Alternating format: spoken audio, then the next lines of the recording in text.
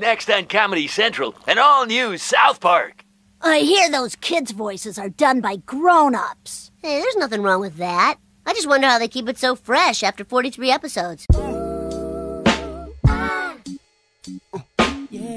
In 2006, South Park did a famous two-part episode titled Cartoon Wars. While it was a big thing at the time that Trey and Matt, the show's creators, were pushing really hard to show the image of Muhammad uncensored, as time goes on, this one would more be remembered as that time South Park said that they hated Family Guy. I have thought about these episodes a lot over the years. It's no secret, I clearly do not hide it, but I am a big fan of Family Guy, especially in childhood and in recent years. But I guess I don't say enough that I'm also a big South Park fan too, which is a show that I started watching around the exact same time as Family Guy. I like to think that we as a culture have moved on, but nah, man, this is a nasty beef. And I feel like anytime these episodes are brought up, someone takes a side because they feel like the other show hasn't been funny in years. And it's to the point where I get comments on my Family Guy videos from Family Guy fans talking about how annoying South Park fans are, and I ain't even fucking mentioned South Park in the damn video. Even right now, the very day I'm writing and recording this, the description for South Park on HBO Max is making you laugh so you don't cry. Since '98. Laugh and cry? Laugh and cry. Who the fuck cooked this up? Old ass, historically inaccurate beef. I love both, I still love both. And I wanted to explore that. Do South Park and Family Guy hate each other? Are South Park's criticisms valid? Do other adult animated series have this kind of smoke for one another? Well, it's my man Bob in the thumbnail. Will I answer any of these questions? Yeah, I got you. After the intro and ad read.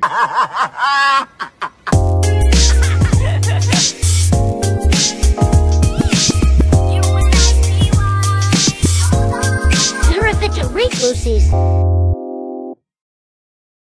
Today's video is actually brought to you by HelloFresh. Make mealtime easy with delicious recipes made with fresh, wholesome ingredients delivered right to your door. No lines, no hassle. Just great tasting meals that you can whip up and enjoy in the comfort of your own home. HelloFresh has 40 weekly recipes to choose from for all meal occasions, lifestyles, and preferences. There's also over 100 seasonal and convenience items. Take your pick from meals like soy glazed salmon with rice or mushroom and chive risotto. Get delicious dinners at the snap of a finger that come with recipes already pre-portioned. So all you have to do is cook and enjoy. Save time on meal planning and prepping in the new year so you can focus on all your other goals that you want to achieve. But with HelloFresh, I can actually save my money significantly. So I can spend it all on or HelloFresh. And bills, I guess. This food is so fucking good, Lois.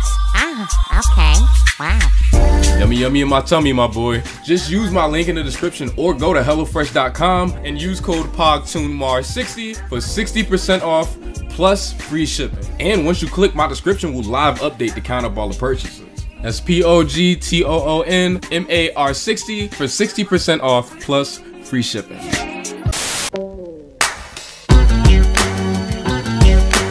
In this episode of South Park, Family Guy is going to air an episode where Peter interacts with the Muslim prophet Muhammad, and there's a massive panic with threats of attacks because of it. Cartman uses this as an opportunity to get Family Guy off the air. How would you feel, Kyle, if there was a cartoon on television that made fun of Jews all the time, huh? And Kyle tries to stop him because he likes Family Guy. Cartman pulls up on the Family Guy writers only to find out that they're manatees, plucking from a tank full of balls with random phrases that they push into a pod and they become source for a cutaway gag. The idea being that Family Guy's writing is so random and nonsensical that it could be done just by picking random words and creating a situation with said words. The mouthpiece for Matt and Trey's thought process is definitely Cartman throughout this thing. He's the only character that just doesn't like the show at all. Everywhere I go. Hey, Cartman, you must like Family Guy, right? Hey, your sense of humor reminds me of Family Guy, Cartman. When I make jokes, they are inherent to a story. Deep, situational, and emotional jokes based on what is relevant and has a point. Not just one random interchangeable joke after another. I'd imagine Matt and Trey too are really tired of their shows being compared, which I can understand. Over the years, I have been compared to every black dude under the sun that makes cartoon videos, and it's annoying, not because I think that I'm better, but it's because we're nothing alike. We do two different things. But people see the surface level and throw these comparisons at you. I just can't imagine that feels great hearing that about something that you do not enjoy. It's almost like, how could you possibly see me in this? But I also think the most interesting layer about these two episodes that nobody really ever seems to bring up is that the manatees aren't just the Family Guy staff, they're Matt and Trey. Like, yes, the very idea of randomized ideas with no context, that is exclusively a comment on Family Guy. But listen to this. Manatees are very ethical writers. Either everything's okay to write about or nothing is. This is not Family Guy, not as often as it is South Park, not by a long shot. South Park has been in this exact situation, trying to show Muhammad and getting told that they can't, fighting for what they believe is their right. It literally happened with this episode, just for it to happen again years later. Like, this is their situation. The whole show has been them believing this very idea. So not only are they sick of the comparison, but they made it themselves. We do hate it. We do hate Family Guy. We just don't respect it in terms of writing. We always try to avoid, there's one thing we always try to avoid in South Park is gags. We hate gags. And so whenever we're bringing in new writers, we always know the gaggy writers, right? Which are the ones that no matter what you're talking about and how deep of an issue or whatever character arc or whatever it is, they're just throwing out a gag. And it's just like, yeah, and then he says this. And it's like, that has nothing to do with what we're talking about. That has nothing to do with that character. You're just throwing out a gag randomly. And it seems like Family Guy is basically just gags. I think what really frustrates me about this sometimes, it kind of reminds me of this one part in Eddie Murphy Raw. Eddie recounts getting a call from Bill Cosby, blacking on him for cursing so much in his show. Like, I just walked out on stage and cursed and left. And I managed to stick in some jokes between the curses. You couldn't give no curse show or walk out and say, hey, felt firm, motherfucker, dick, pussy, snot, and shit. Good night. That's exactly how this kind of stuff makes me feel when it's brought up about Family Guy. Shit like this makes it seem like the theme song plays, they do a bunch of cutaway gags, a slow zoom out, and boom, credits. But they don't, bruh. These characters do have identities, they do have lives and personalities. There are jokes based on the story. Okay, so let's hypothetically say that the average Family Guy episode has roughly about 8 cutaway gags, right? Normally around or under 45 seconds to a minute. There's some longer, there's some shorter. Some episodes have more cutaway gags, some episodes have increasingly less, some have none at all. So I won't even try to make this super accurate. But in this case, if there's 8 cutaway gags running at a minute each, and there's 22 minutes in a Family Guy episode, what the fuck does everyone think happens in the remaining 14 minutes? Good, Kyle. That's good anger you're showing there. You see that? That's emotional character development based on what's happening in the storyline.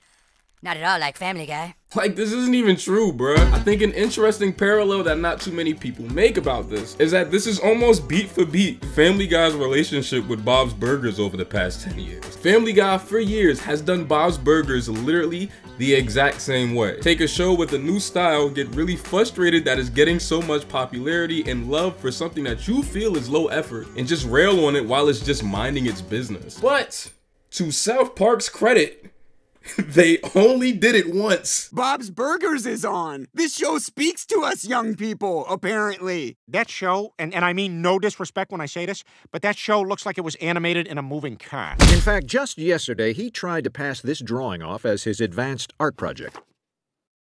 Oh, my. I'm very embarrassed. Well, someone should be. The logo was stupid. It looked like a big purple penis and your ratings blew. We did about the same as Bob's Burgers. That's your bar? Oh, shame on you. Thanks for coming, cast of Bob's Burgers. But hey, you have the floor if there's something hilarious you want to say.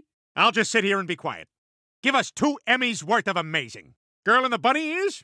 Boy, I love it when characters are expressed by props. I kind of feel like this is less of a crossover and more of a roast. No, a roast is good-natured. Bob's Burgers is the most unbothered cartoon I have ever seen in my entire life, like no bullshit. Never have you ever witnessed a show that stays in its lane and minds its own business more. Bob's was also a hyperfixation of mine for almost a year, starting with the movie. And it wasn't until a few weeks ago that I stopped watching it every night before I went to bed. So as a fan of both of these cartoons, I'd probably laugh at these gags, but I'd also feel like it wasn't really fair to blame a show for being popular. These people just showed up to work and do the best that they can, exactly like Family Guy. How are you mad that I'm getting the bag? Somewhere around season 18, we started to see a somewhat nicer version of Family Guy. It's still the same show, but a lot of gags are a bit warmer. They crack on themselves a lot. It goes back to a lot of the stupid, silly humor that people really love the show for. And I think it's reflected in their latest joke about Bob's Burgers. In this currently airing season 21, this happens. Why are there 2 sets of prices?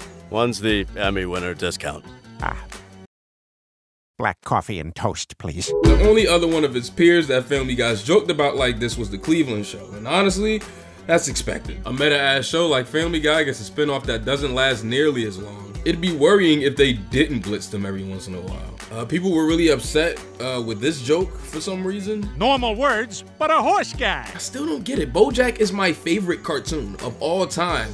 And like, what's wrong with this gag? Is BoJack not normal words but a horse guy? These sound like normal words to me. Like, fuck. I'm doing shit. Holy shit. Seth MacFarlane himself called The Simpsons and Family Guy's rivalry as kind of playful. They poke fun at each other. Just for the fuck of it, I rewatched South Park's Simpsons Already Did It from season 6 just to see if there was any smoke there too, because I honestly couldn't remember. Butters keeps coming up with ideas that were done on The Simpsons. On account of them being on so long, it's hard to come up with things that they didn't do, which I think is funny that they wrote this in the middle of The Simpsons 13th season, and in current day, they're wrapping up season 34. I've watched all 132 episodes of The Simpsons. So if they did everything 20 years ago, we're in fucking trouble. God damn it, how come every time I think of something clever, The Simpsons already did it? He comes up with plots from Who Shot Mr. Burns, The Telltale Head, Marge versus the Monorail, Lisa the Skeptic, a whole bunch. But there's no smoke. Ultimately, it's about how just because someone came up with an idea that you came up with doesn't change the fact that whatever your execution is will be what's different. This happens on a daily basis with us, and it just happened in the writer's room a few minutes ago where we come up with an idea and somebody says Simpsons did that. Yeah. They've just done everything, and they've done everything well for the most part, which is really equally infuriating. They really should step aside and let some other people tell some fucking stories. I don't think they heard you, bro. So bringing it all the way back around, right? Do I think that South Park is partially responsible for how people view Family Guy even to this day? Absolutely. Critiques of whatever Family Guy was at that time didn't really go past angry parents or controversies in the news, which South Park is no stranger to either. And sure, their peers have done like a quick jab here and there, but nothing this extreme. Nothing that literally dissects and criticizes the way the show was written. And I think back then a lot of younger viewers, including myself, hopped on South Park's side and started to hate Family Guy while hyping up South Park as the smarter show. While hyping up South Park as the smarter show. While hyping up South Park. I think Family Guy also wears the responsibility of how people see it. Oh, duh. This isn't even like a Family Guy is the victim type video. The show, especially in those post-revival seasons, is really rude. It's mean. The characters hate each other. And the longer it went, it just felt like they got meaner and meaner. I could see someone not wanting to watch a show like this, especially if certain characters used to be a certain way. And what I think is conflicting for me is that I've always admired that Matt and Trey admittedly understand why people watch and like Family Guy. They said it themselves and they say it in the episode. And it's just a person, and we totally understand that people love it, and that's why we put it in the show. We understand that it speaks to some people, and it's like it can just be a simple laugh, and that's great. And we certainly don't think it should be taken off the air or anything like that. I mean, I know it's just joke after joke, but I like that. At least it doesn't get all preachy and up its own ass with messages, you know?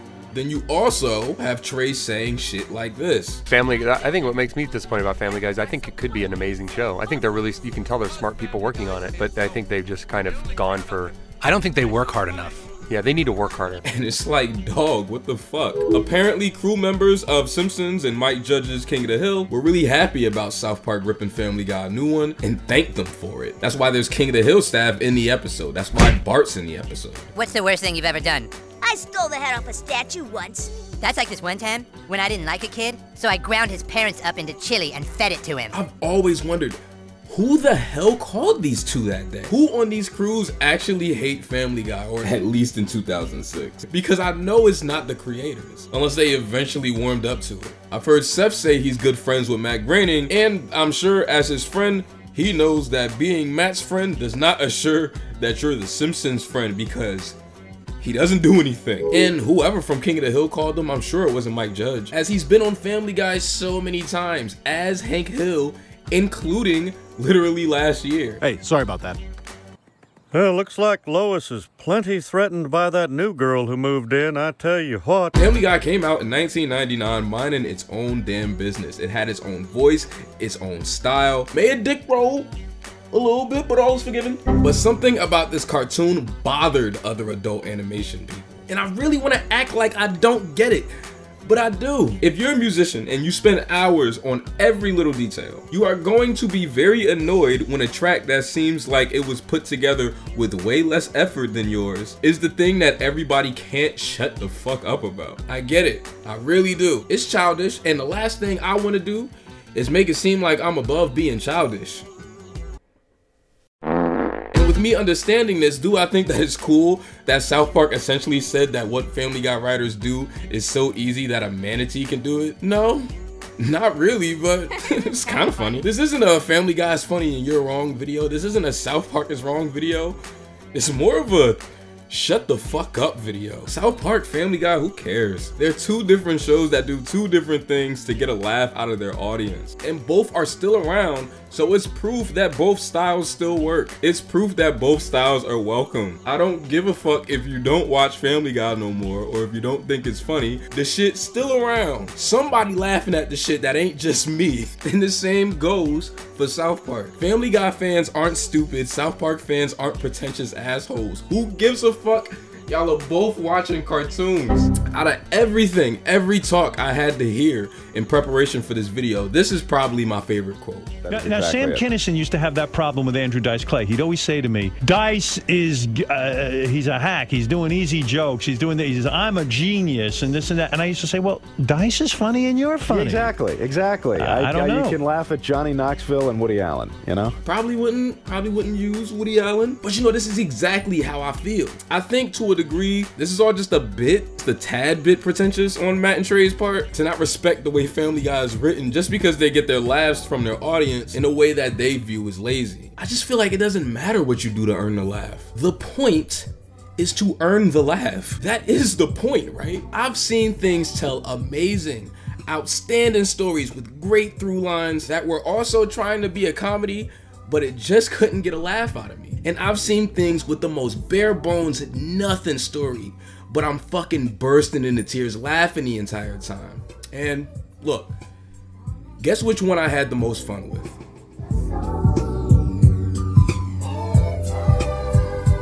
First things first, I popper freaks all the honeys, dummies, playboy bunnies, those wanting money.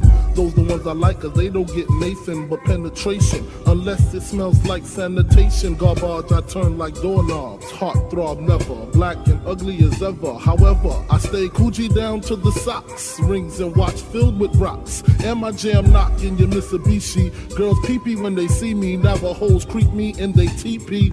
As I lay down laws like Alan Coppet. Stop it. If you think they're gonna make a profit, it's called Monkey Bone. And yeah, Monkey Bone. In two, as I flow with the Junior Mafia, I don't know what the hell's stopping ya. I'm clocking ya, Versace shade watching ya. Once you grin, I'm in. Game begins. First I talk about how I dress is this and diamond necklaces, stretch Lexuses. The sex is just a